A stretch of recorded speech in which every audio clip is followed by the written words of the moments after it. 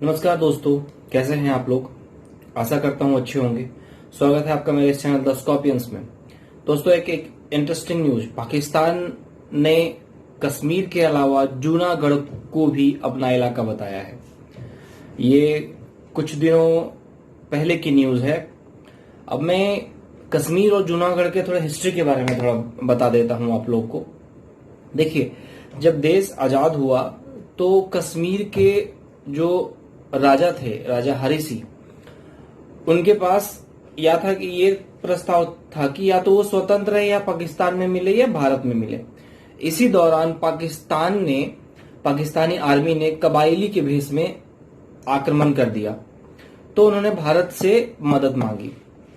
ठीक है, उन्होंने भारत से मदद मांगी तो भारत ने इस प्रस्ताव को इस तरह से रखा कि आप जब तक हमारे क्षेत्र में सम्मिलित नहीं होते हैं तब तक हम कैसे आपकी सहायता कर सकते हैं, हमारी सेना कैसे आपकी टेरिटरी में आ सकती है।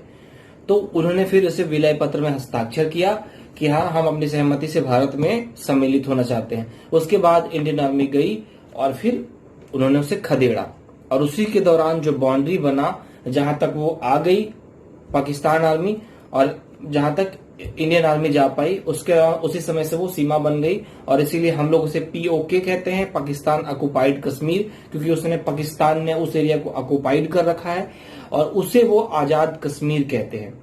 तो उस समय से ही विवाद है। तो दोस्तों, जब इन्होंने साइन कर दिया तब तो कश्मीर ऐसे भी ऑलरेडी हमारा है और महाराजा हरि सिंह के द्वारा सहमति प्रदान की गई। अब देखिए, कश्मीर के अलावा इसने जूनागढ़ को अभी क्लेम किया है। मैं इस मुद्दे पे आऊंगा, जूनागढ़ पे। दोस्तों, अब समझिए, ये कश्मीर जो है ये अभी क्या हो रहा है, इसे ये कहते हैं आजाद कश्मीर। ये कहते हैं नहीं जी, कश्मीर पर हम कब्जा नहीं करना चाहते हैं।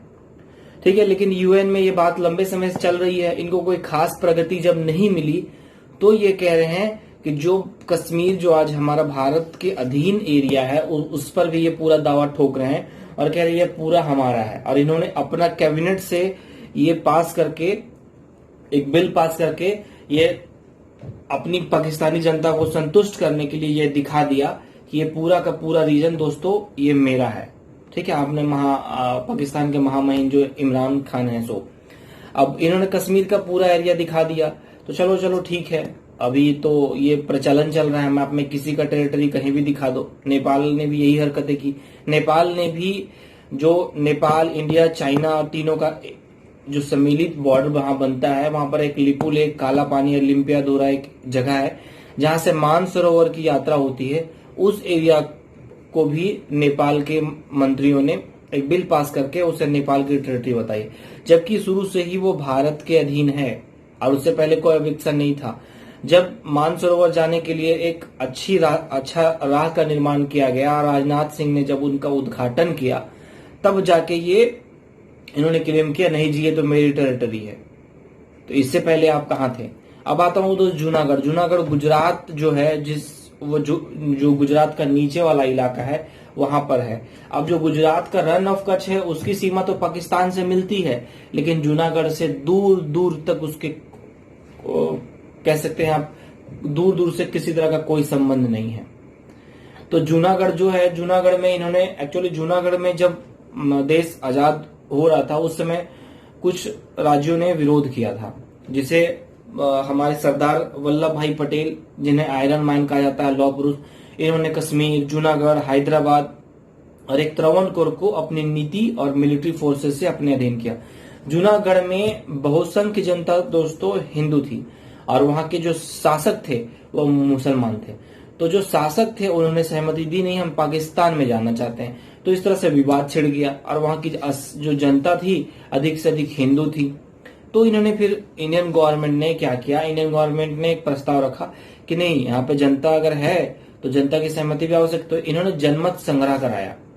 जनमत संग्रह का मतलब कि एक तरह का प्रत्यक्ष मतदान होता है और सभी लोग से पूछा जाता है कि आपकी सहमति किस में है, भारत में या फिर पाकिस्तान में। तो दोस्तों, उसमें से आप विश्वास नहीं करेंगे, मोर देन 90% ने सहमति दी कि just we want to be the part of India, हम लोग भारत के अंग के रूप में रहना चाहते हैं। तो फिर उन्होंने, जो वहां के जूनागढ़ के शासक थे, उनको फ्लाइट पकड़ के पाकिस्तान की ओर जाना पड़ा, क्योंकि मजबूरन समझ गए कि चीजें हाथ से निकल चुकी हैं। तो ये दोस्तों, अभी तो टेरिटरी क्लेम का एक प्रचलन चल चुका है। जिस तरह से हमारे समय में त्योहारों का सीजन आता है, दुर्गा पूजा, दीपावली ये, और नेपाल जानबूझ के ऐसा कर रहा है ताकि रिलेशन इंडिया के साथ उसके खराब हो सके, क्योंकि वहां की क्या है, कम्युनिस्ट पार्टी है, कम्युनिस्ट साम्यवादी, ठीक है। चाइना में क्या है, कम्युनिस्ट पार्टी है। पाकिस्तान इंडिया का दुश्मन है, तो वो किसी तरह से इंडिया को डिस्टर्ब करना चाहते हैं। देखिए, बहुत सारे रिसर्च हैं जो वेस्टर्न कंट्रीज में है, या चाइनीज रिसर्च भी बता रहे हैं आने वाले समय में भारत एक विश्व शक्ति के रूप में उभरेगा। तो चाइना इस चीज को थ्रेट के रूप में देखता है। वो एशिया में एक सबसे शक्तिशाली राष्ट्र के रूप में रहना चाहता है।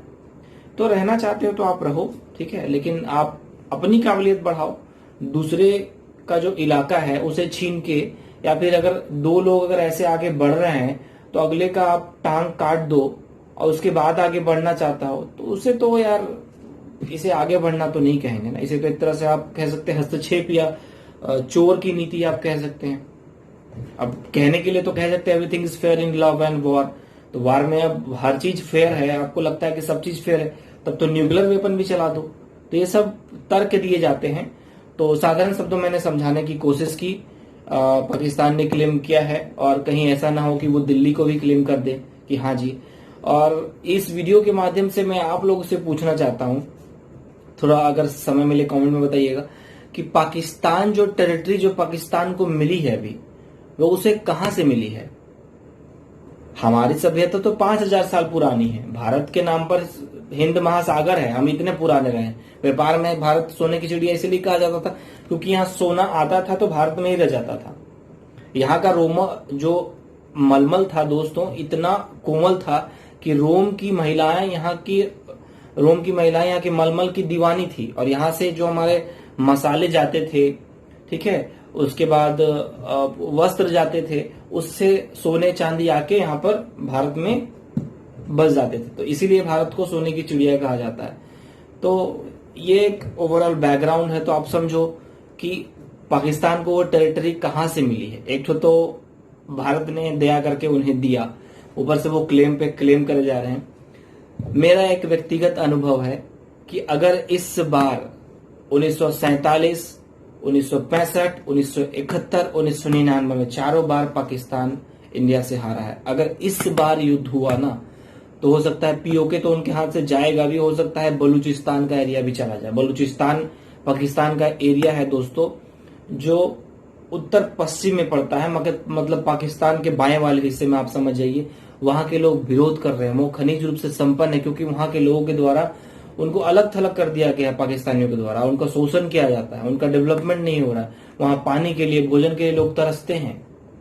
चाइना वहां रोड का निर्माण कर रहा है और सिर्फ चाइनीज वर्कर से ही वो काम करवाते हैं, जबकि वो टेरिटरी किसकी है, पाकिस्तानी।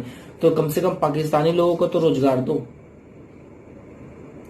तो ये एक साधारण सा मैंने समझाने की कोशिश की। आशा करता हूं समझाने में सफल हुआ हूं मैं। वीडियो पसंद आए तो please like, share and subscribe करें। Thank you.